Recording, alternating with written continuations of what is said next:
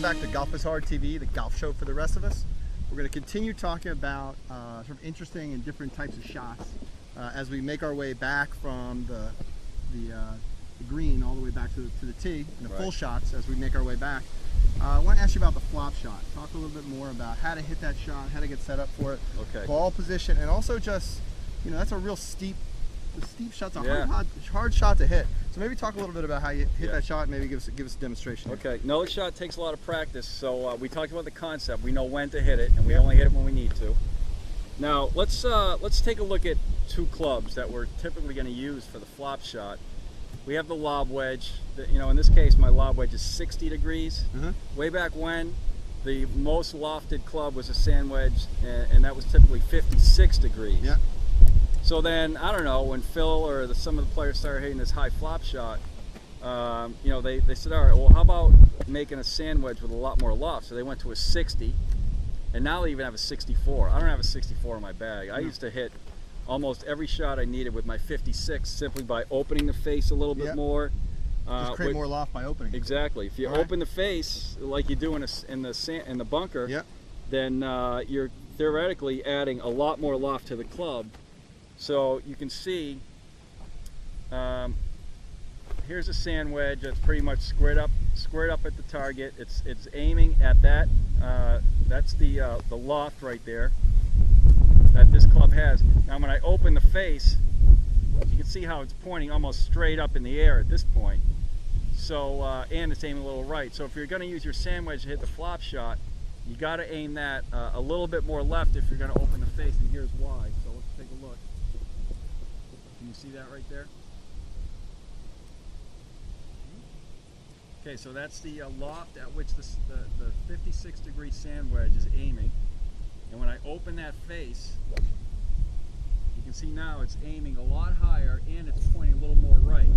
So if I'm going to open the face, hit a flop shot, this is why they say aim left. I want to aim that a little bit left to get it back on track. Or another option simply is use a 60 degree. If you don't have one, open the face of the sand wedge. If you have one, well then now I can just take my 60 degree, keep the face square, and I have that much more loft. And you can see that's similar to opening the face in the sand wedge. Now they even make 64s, which you know, is incredible to me. I'm not sure why you would need a 64. Maybe for some severe cases, you're on a course with elevated greens, whatever it is. There are certainly some very steep bunkers, but if you start to open up the face of a 60, you have more than enough.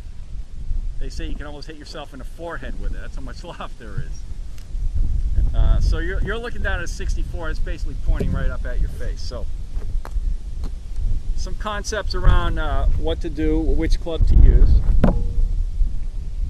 Now let's talk about how to hit the shot, how to get set up.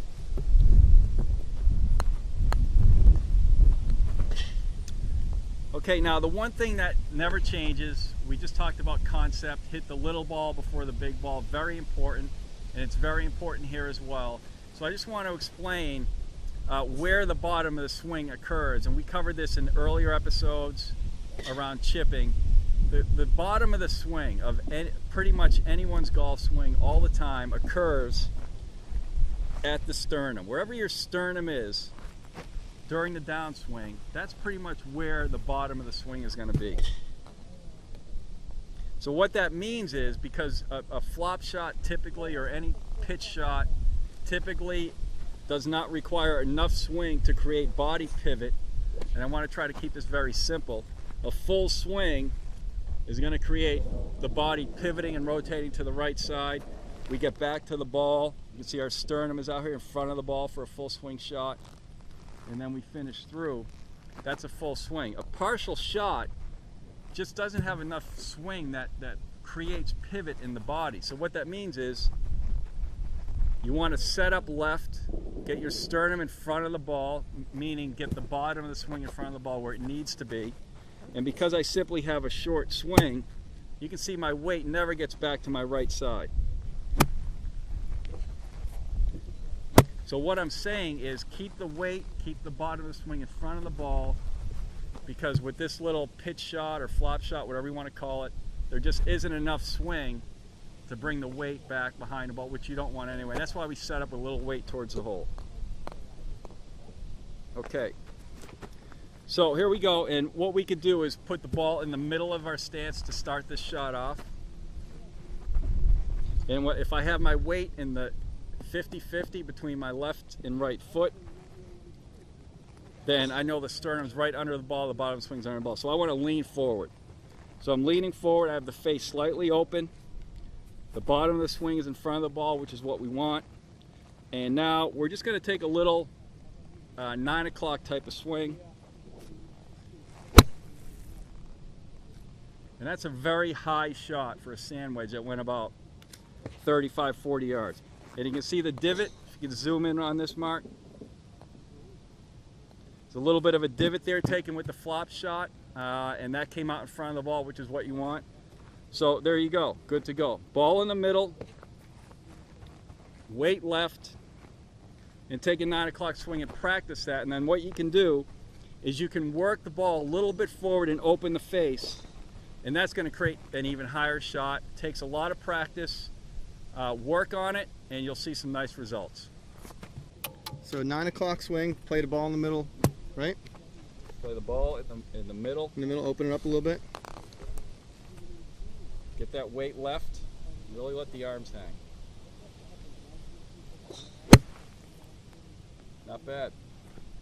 See, the thing is, we're hitting this off a tight lie, which is also very, very difficult. Yeah. Why is that more difficult than say some rough? There's less room for error. If you have a little bit of rough, the ball's sitting up a little more, you got room to get that club under the ball. It makes it much easier. And you can see right there, Mark hit a little bit behind it, and then the club bounced into the ball and it shot out. That's why, you know, the other thing is you really have to take what the lie gives you. If you need to hit a high flop shot and you have a bunker and you're on a tight lie, it's just simply very, very difficult. Yeah. You got to play the ball more back in your stance. You have to make sure you hit ball first, or that could be the result. Yep. And sometimes you just got to say, okay, this is as high as I could possibly hit it. And sometimes you just got to play it long, go for the back of the green, rather than try to get too cute with it, because you get in more trouble. Yep. All right. Golf Flop TV. shot. There it is. All right.